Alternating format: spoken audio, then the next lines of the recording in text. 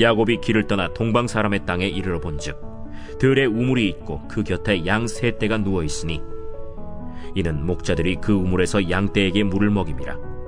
큰 돌로 우물 아귀를 덮었다가 모든 떼가 모이면 그들이 우물 아귀에서 돌을 옮기고 그 양 떼에게 물을 먹이고는 우물 아귀 그 자리에 다시 그 돌을 덮더라.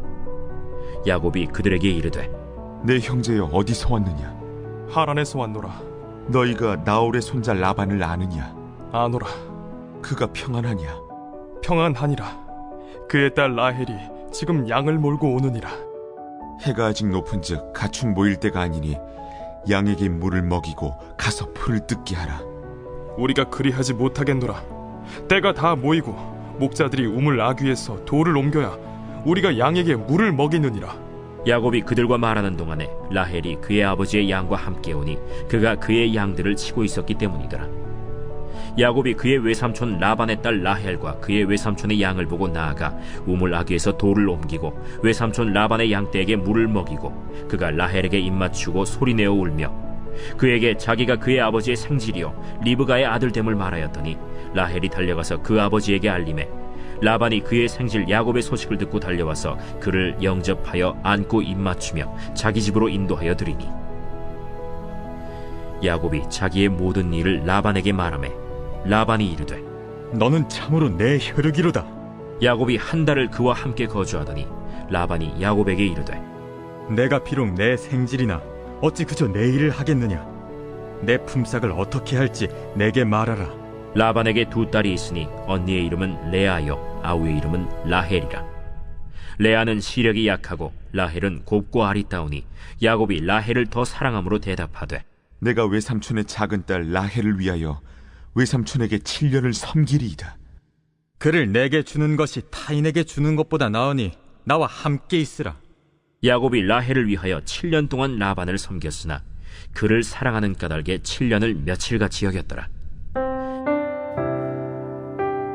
2026년 4월 22일 수요일, 오늘 함께 묵상할 말씀은 창세기 29장 1절에서 20절 하나님이 이끄시는 여정입니다. 계속해서 야곱을 묵상하고 있습니다. 어제 본문에서 조상의 하나님이 아니라 이제 나의 하나님으로 야곱의 하나님이 되었습니다. 도망자 야곱은 이제 하나님과 함께하는 진짜 여정이 시작되게 된 것이죠. 오늘 본문에서 마침내 하란에 도착을 하게 됩니다. 들에 있는 우물가가 배경으로 등장하죠. 우리는 이 하란의 우물가는요 좀 익숙하셔야 됩니다. 창세기 24장에서 야곱의 할아버지 아브라함이 아버지인 이삭의 아내를 찾기 위해서 종을 보냈던 그 본문을 기억을 하실까요? 야곱의 어머니 리브가가 처음 등장했던 곳도 바로 우물가였습니다. 지리적으로는 같은 지역이지만 같은 우물이라고는 할 수 없어요. 어쨌든 이 우물가에서 야곱도 몇 년 뒤에 아내가 될 라헬을 만나게 됩니다. 집을 떠나서 약 800km 정도 떨어진 하란에 도착하여서 어머니가 꼭 찾아서 결혼하라 하였던 삼촌 라반의 딸 라헬을 만나게 됐다는 것 참 놀랍지 않으십니까? 800km면요 시드니에서 한 멜버른 정도까지 거리라고 해요. 이 먼 거리를 야곱은 걸어서 갔습니다. 그런데 그곳에서 어머니가 말한 집안 사람을 만나게 된 거예요. 그것도 아버지가 말씀하신 이방 여인이 아니라 그 집안 여인을 만나서 결혼하라 하셨던 후에 정말 결혼을 하게 될 라헬을 만나게 된 것. 우연이라고 하기에는 너무나도 완벽한 계획과 설계인 것 같습니다. 그리고 삼촌 라반도 만나게 되죠. 함께 지내게 됩니다. 그러면서 삼촌의 일을 돕게 되고 품삯의 이야기가 나오면서 자연스럽게 혼인에 대한 이야기까지도 너무나도 순조롭게 지금 진행이 되어 가고 있습니다. 저는요 오늘 이 본문을 묵상하면서 오늘의 제목 하나님이 이끄신 여정, 이 하나님이 이끄신 여정에 대해서 다시 한번 깊이 묵상해 보았습니다. 지난 주일 예배를 마치고 저는요 노회가 있어서 목사님들이 함께하는 그 노회에 참석을 하게 되었습니다. 제가 이곳에 온 지 벌써 5개월이 되었고 이제 6개월 차 되어 가고 있습니다. 노회에 정식 회원이 된 것을 이제 소개하는 자리였고 신입 회원을 이제 소개하는 자리에서 간단하게 자기소개를 하라라고 말씀하셔서 마이크를 잡게 되었는데 그때 하나님께서 제 인생을 정말 주마등처럼 스쳐 지나가듯 다 보여주시더라고요. 태어났을 때 아버지는 이미 목회의 길을 가고 계셨고 저는 그 길을 가지 않기 위해서 실용음악, 이제 영상음악을 전공하게 되었는데 결국 주의 종의 길로 가게 되었고 한국에서 사역을 하고 상하이에서 사역을 하고 또 이곳 호주까지 인도하셨던 그 모든 과정들이 정말 놀라운 하나님의 은혜였다라는 것을 다시 보게 하셨고 감사하게 하셨습니다. 사랑하는 성도 여러분, 하나님의 이끄심, 그 여정 가운데 계시다라는 것을 믿으십니까? 우리의 인생 하나님께서 이끌고 계십니다. 그런데 간혹 나의 인생을 내가 계획하고 내가 이끌 수 있는 것도 아닌가 생각하는 분 계실지 모르겠어요. 네, 그렇게 생각하는 분 계시다면요, 좀 더 열심히, 더 독하게 일해 보시기 바랍니다. 그런데 결국 내가 할 수 없다라는 결론으로 우리 주님께서 인도하실 것이에요. 저는 MBTI가요, 제2의 성향을 가지고 있는 사람입니다. 그래서 저도요, 계획해봤고요, 노력해봤고요. 저는 그 계획이 반드시 이루어질 줄 알았습니다. 하지만 아니었습니다. 저보다 하나님이 더 센 파워 J시더라고요. 그래서 제가 어떻게 해서든지 이 길을 안 가려고 했지만 하나님의 계획 속에 저는 이곳에 있었습니다. 저의 계획, 노력, 어쩌면 무모해 보였던 그 시간들이 있는데요. 하나님께서는 그 시간도 성숙으로 빚어가시는, 하나님 자녀답게 살아가도록 인도하시는, 빚어가시는 그 시간들로 모두 다 사용하셨습니다. 우리는 하나님의 철저한 계획 속에 살아가고 있어요. 그런데 내 삶을 보면요, 하나님의 계획이 느껴지지 않습니다. 하나님의 계획 속에 살고 있는 것처럼 느껴지시나요? 그렇지 않은 것 같아요. 불안하고요, 불안정하고요, 무질서하고요. 하지만 우리는요, 이 전제는 있으셔야 돼요. 하나님께서 일하신다. 하나님이 나의 주인이시고 하나님께서 나를 택하셨다라는 이 전제만큼은 흔들리지 마시기 바랍니다. 코리텐 붐이라는 2차 세계대전 당시에 네덜란드에서 나치의 박해로부터 유대인들을 구출했던 그리스도인이 있었습니다. 밀고로 인해서 이 코리텐 붐도 결국 체포되어서 수용소로 끌려가게 되었고요. 아버지 그리고 언니도 이곳에서 죽게 됩니다. 하지만 지옥 같은 수용소에서요, 죄수들에게 복음을 전했다라고 해요.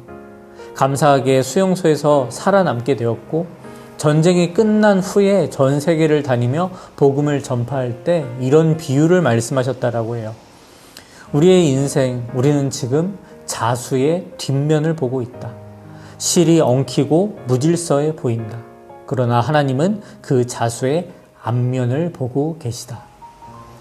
하나님께서는 우리를 계획하셨죠. 그리고 그 계획을 이루어 가기 위하여 우리를 인도하십니다. 어제 본문에서도 야곱에게 뭐라 말씀하셨죠? 28장 15절. 내가 너와 함께 있어 내가 어디로 가든지 너를 지키며 너를 이끌어 이 땅으로 돌아오게 할지라. 내가 내게 허락한 것을 다 이루기까지 너를 떠나지 아니하리라 하신지라. 하나님께서는 이미 자수의 앞면을 보고 계시기 때문에 하나님은 흔들리지 않습니다. 야곱을 통해서 이스라엘의 12지파를 이루실 자수의 앞면을 보고 계세요.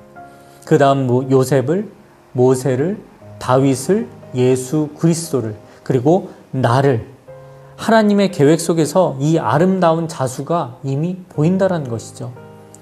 태생부터 발 뒤꿈치를 잡았던 야곱, 남을 밀어내는 자, 속이는 자의 이름을 뜻을 가지고 살아왔던 야곱, 이 부족한 사람을 하나님께서 택하고 사용하십니다. 그런데 이 택하심을요, 단번에, 사용하심을 단번에 나타내는 것이 아니라 성숙의 과정을 통해서 동행하시며 일하신다는 것을, 결국 하나님 나라 백성다운 성숙된 그리스도인으로 인도한다는 것을요, 말씀을 통해서 앞으로 벌어질 일들, 이것을 묵상하면서 함께 야곱을 더 깊이 묵상하면서 그것을 나의 인생으로, 나의 믿음으로 고백할 수 있기를 바랍니다. 지금 우리의 인생도 그렇습니다. 우리는 자수의 뒷면을 보고 있어요. 그래서 매우 혼란스럽습니다. 하지만 전제만큼은 혼란스럽지 않길 바랍니다. 전제가 무엇이라고요? 나는 택함받은 하나님의 자녀다. 하나님께서 나를 택하셨고 동행하시며 인도하고 계시다. 나를 위하여 일하고 계시다. 나는 택함받은 자녀는 사실 이것은 절대로 흔들리지 마시기 바랍니다. 끝까지 예배함으로 하나님 앞에, 말씀 앞에 나아가시기 바랍니다. 하나님께서 자신의 계획을 이루기 위하여 모든 역사를 주관하시는 하나님의 열심으로 우리를 도우십니다. 오늘도 하나님의 섭리에 감사하며 하나님께 영광 올려드리는 하루 되시길 주님의 이름으로 축원합니다. 기도하겠습니다. 전능하신 하나님 아버지, 고맙고 감사합니다. 오늘도 귀하고 복된 날 말씀으로 묵상을 시작하게 하시고 또 결단함으로 나아가게 하시니 감사드립니다. 하나님께서 이끄시는 여정으로, 인생으로, 나의 삶으로 하나님께 모든 주권을 올려드립니다. 하나님 마음껏 인도하여 주시옵시고 붙들어 주시옵소서. 하지만 우리는 자수의 뒷면을 바라보고 있기에 너무나도 불안합니다. 초조합니다. 힘이 듭니다. 슬프고 외롭습니다. 하지만 하나님께서는 나의 자수의 앞면을 보고 계시다라는 그 믿음을 가지고 하나님께서 나를 그 계획 가운데로 끝까지 인도하시고 붙드신다라는 그 믿음의 확신을 가지고 더욱더 은혜로 나아갈 수 있도록 우리 사랑하는 성도들을 붙들어 주시고 인도하여 주시옵소서. 연약한 성도들에게 말씀하여 주시옵시고 찾아가 만나 주시옵시고 성령 하나님의 붙드심 속에 더욱더 하나님께 영광 올려드리는 우리 성도들 될 수 있도록 택함받은 하나님 나라 가운데 정말 성숙된 그리스도의 삶을 살아갈 수 있는 우리 모든 성도들 될 수 있도록 인도하여 주시옵소서. 오늘도 그렇게 승리케 하여 주시옵시고 하나님께 영광 올려드리며 찬양하며 감사로 나아가는 우리 성도들의 삶 될 수 있도록 인도하여 주시옵소서. 그렇게 인도하여 주실 줄 믿사오며 감사드리며 예수님의 이름으로 기도드립니다. 아멘.